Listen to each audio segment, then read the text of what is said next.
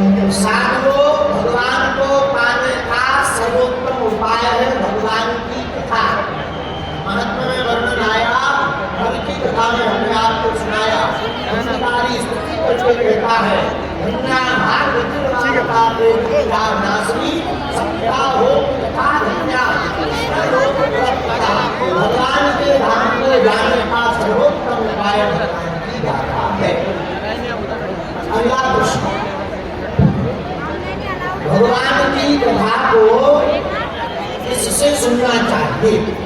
महात्मा ने वर्णन आया, विरक्तो वैष्णवो मित्रो वेद शास्त्र शुद्ध कृतो दृष्टांत विषयो भैया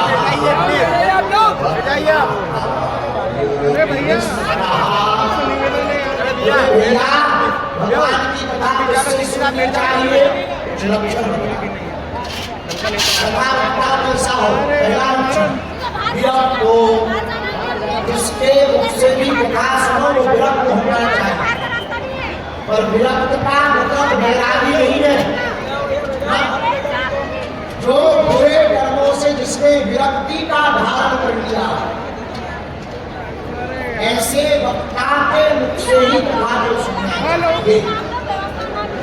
दूसरा, वैष्णव होना चाहिए। देखो भगवान की गाथा कोई भी गा सकता, प्रवचन कोई भी कर सकता नहीं, कथा करने का अधिकार गुरुदेव वैष्णव में को ही है। भाभी आ रही है, भाभी बाहर आ रही है।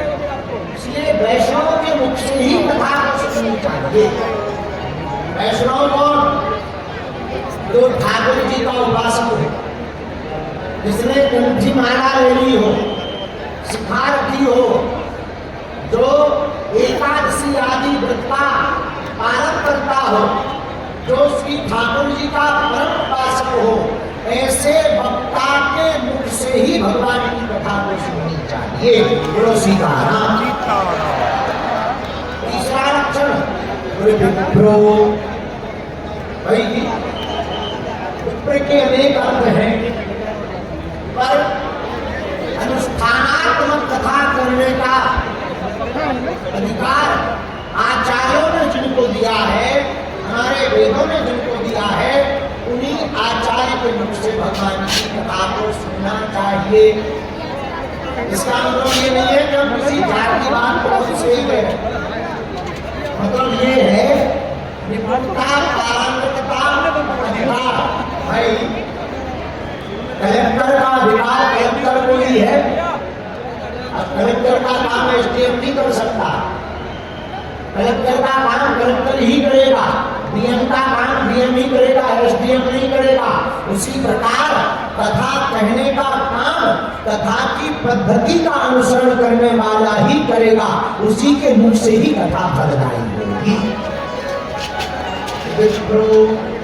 आगे वेद शास्त्र विशुद्ध कृता, इसके भी मुख से कथा सुनो, वेद और शास्त्र का ज्ञाता होना चाहिए, गुरु परंपरा से हो, ऐसे आचार्य के मुख से कथा सुननी चाहिए।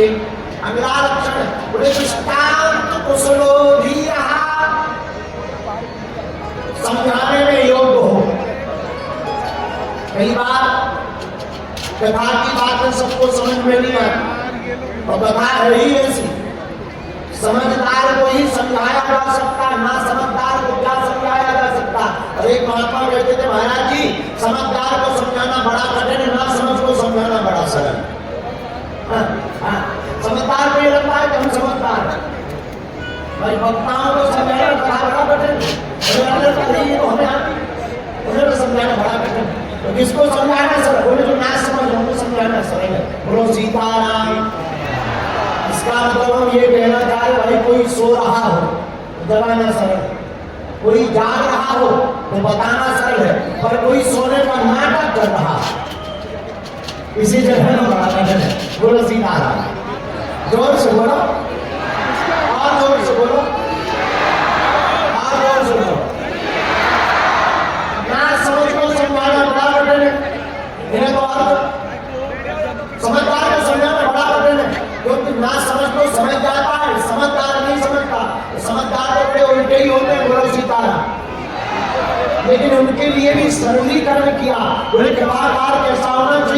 दृष्टांत कुशलो धीरा, दृष्टांत कुशल होना चाहिए, धीर होना चाहिए, वक्ता कालो की निष्प्रहा, बोलने में निपुण होना चाहिए। ऐसे वक्ता के मुख से जो भी कथा सुनेगा उसी को कथा का फल प्राप्त होगा।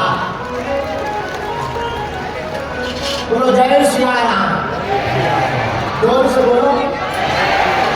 वरना आजकल तो ऐसा है, लालची गुरु लोभी चेला चले नरक में ठेला। आजकल श्रोताओं को भी ज्यादा लेना नहीं, श्रोता भी सोचते हैं कथा चाहे जैसी हो हमारी फोटो टीवी में, फोटो पर टीवी में आ जाए। कथा यजमान भी सोचते हैं श्लोक हो या ना हो, परलोक हो या ना हो, बस ये दुनिया को पता लग जाए कि हमने कथा करवाया।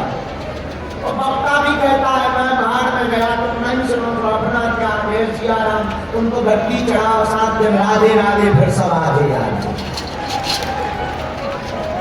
सब ऐसे नहीं है, इंदौर वाले नहीं है ऐसे। आप लोग अभी ऐसा बुलानी मानना 5 दिन बाकी है। ये तो हम वेस्टर्न बीच की बात बता रहे हैं। बोलो सीधा, जो इंदौर वालों से जीतना बड़ा मुश्किल है। हमने इंदौर के एक बार मूसा गेड़ी के चंगी लाल से पूछा, मूसा गेड़ी पे 15 फलों के नाम बताओ। उसने तुरंत कहा आम, अमरूद। कहा बहुत अच्छा। बोला गुरु जी सेब। बहुत अच्छा, 3 हो गए, 12 और बताओ। तुरंत खड़ा होकर बोला गुरु जी 1 दर्जन केला।